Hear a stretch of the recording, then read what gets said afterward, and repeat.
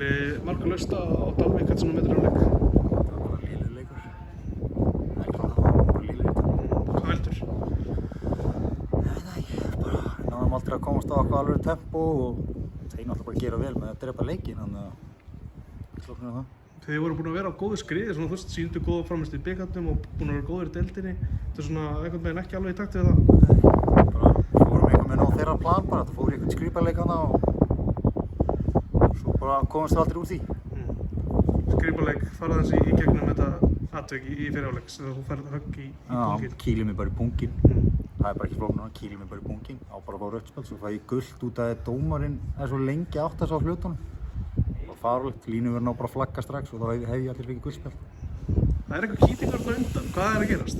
Ég veit ekki, já, bara smá kýtingur sem að gerist í fótbolta en ég bjóst aldrei við króknum, sko. Nei. En svo bara í seinni hálfleik þá var ég ennþá að drepast bara. Þetta er bara, þú veist, þetta er bara mikill sársauki.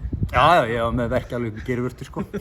Og hvernig ertu núna? Ég er fínn núna, ég reyna aðeins til. Já. Hvernig var að fylgjast með bara restina af leiknum á bekknum? Hræðilegt. Það gerðist lítið.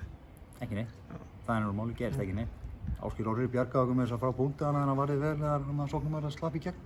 Þannig að það var bara lélegur leikur. Hann er alveg hand frammi hjá þeim samt. Góður. Já. Virkilega góður. Það er svona tankur sem getur hlaupið, þú veist það er sterkur og getur hlaupið líka.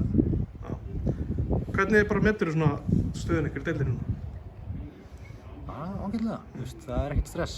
Við þurfum ekki að fara að bana eitthvað núna. Það eru allir sem geta öll unnið alla í þessari deild, þannig að maður þarf bara að mæta vel gíraður í alla leiki.